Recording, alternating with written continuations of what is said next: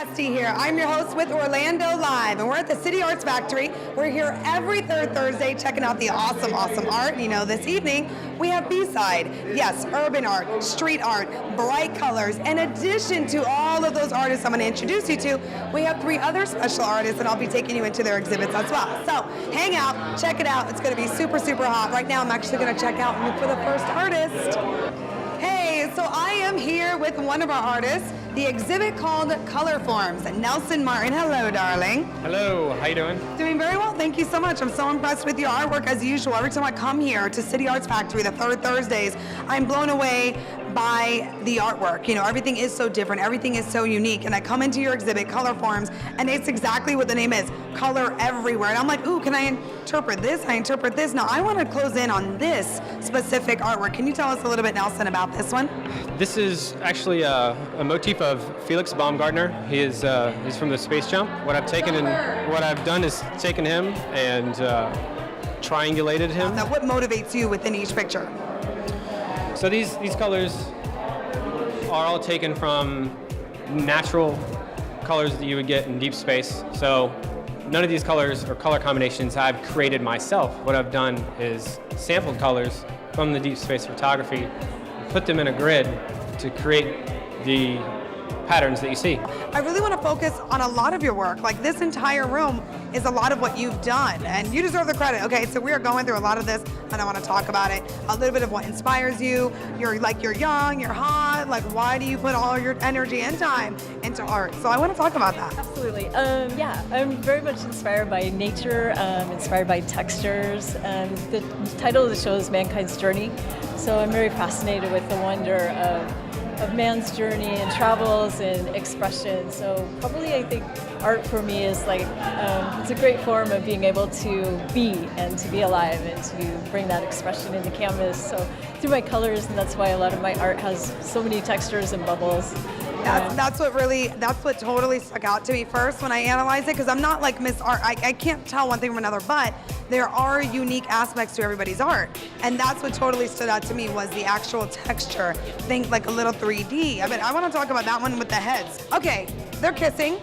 Tell us a little bit about it. Is there a story behind it? Is this like your first love? Yeah, actually a lot of No way. Oh, Is it your first love? No. Okay. I'm sorry, no, it's not my first love, but yeah. So I hadn't really done a lot of pictures about with people and being facing each other. So I was really inspired. I don't know, I wanted to do a piece that showed love and all that comes from that with life. So it was kind of my first branching out into more like putting sculpture within the paintings and to kind of bringing out the dimensions and the various textures. So yes, this is my first move into love, and all of that comes out of that. It's super unique, super crazy, and I fell in love as soon as I found out. Well, most of the work I do is using gummy bears, and I put them in. How fun! Yeah, and exactly, right? You love them, and I put them in funny scenarios where sometimes they're hurting themselves and doing things like that. So that's what I've been mostly doing. I've been known for that. And then now I'm branching out with the toy line and the sculptures and things like that. Good for you, man. Capitalize on your gummies. Got to. But let me ask you a question. How did you realize you had a gummy fascination and a gummy artistic flair? You know, it kind of, before this I did abstract painting, so it was very different. Okay. But I had one of those, artistic blocks. I couldn't think of anything to do. So I forced myself, I'm going to go to CVS or some store like that. I'm going to find something and see if I could create something out of it. And that's what I did. Gummy bears were one of those things. Oh my God. I did 3 photos and I put them online, and they got like thousands of views right away. And I've never looked back. I've been doing it for like 3 years now, and I've done shows all over the United States. This is a collaboration with artist Manny X in LA. Okay. And so for the past 6 months, we wanted to do a toy line. He hit me up wanting to do something like that. And so these are called the Crummy Gummies. And every one is a weird, unique flavor. So like, for example, the purple one's called Purple Rain. And then the blue one is called Urinal Cake. And so they have different things like that. So every month I release a new toy on my website. So we released this one last weekend. You have 36 hours to get it. If you don't, then it's done. And I move on to the next. So, oh, very cool. Yeah, so then Urinal Cake is the next one. That'll be coming out in July. Okay, so we are still here in Mankind's Journey. Correct? This fabulous room, as I've kind of coined it, the Red Room. I'm like, oh, the Red Room. I gotta go to the Red Room again. So I'm here with Alexia and Joelle, and we've seen some of the artwork, right? Alexia and I, we were speaking about a lot of her artwork. You're all about texture, about 3D, about fun stuff poking out of the canvas. And then as I walk around, I'm like, what is this on the floor? clearly not tile, it's artwork. And then I find out that you and Joelle actually created this together. So Joelle, I want to talk to you. Tell me about this artwork that you've created on the floor. This artwork is the one passion we put together. We made it with feeling and with courage rather than exactness and elaboration. It's one labyrinth made of feeling rather than elaboration. Okay. And I get that because I even tried to look at it and I was like, there's not a method per se. Like, it looks fun. I can see that there was emotion in it. It wasn't like, let me focus on making it perfect. Like, I can picture you just like, yeah. So are these little jump ropes or ropes? They are ropes. Yeah. They're Okay, so these are actual ropes, and you put this together, you glued it down, you put the color, and you guys just kind of let it go. You let the floor have it, right? The material? Oh yeah, one of the abstract pieces I've ever done in my life was this one. Collaboration was the first abstract piece I've done. You just let it happen, and you just enjoy what happens. I hear that you're one of the creators of this awesome exhibit, the B-Side Artists. Yes, I am, yeah. So you're one of what, 6? One of 6 of the main artists that created the B-Side group. I mean, there's 20, 30 artists in this group, but like in this current show, there's 19, if I'm correct. Wow. So, Okay, so what is B-Side Artists? When you say, hey, come to my exhibit, we're showcasing B-Side Artists, what do people expect? What can they expect? Greatness, for one. Oh, okay. You know, greatness. You can't go wrong. And then on top of that, you got multiple talents. You got every kind of style. So you got like fine art, to street art, to graffiti, to stencils, to hand cut, wood cut, cats. I mean, everything. I mean, You name it, it's here. I mean, you got every style that you like and stuff. So Well, that's what I noticed. It's you have the street art, you have urban, some bright colors. Like, everything is super cool. Exactly. You know, not to be like corny. It's cool. Oh yeah, I mean that's what it's supposed to be. I mean it's supposed to be cool, it's supposed to be beautiful, it's supposed to be amazing, it's supposed to be enjoyable. You're supposed to Yeah. You want to walk around like you're in Art Basel in Miami, but you're in Orlando. Yeah. Or like in a different city, but you know. I think it's awesome. Totally different world. And I want to showcase the artwork right behind you. And so this is yours. Tell us a little bit about it, if you wouldn't mind.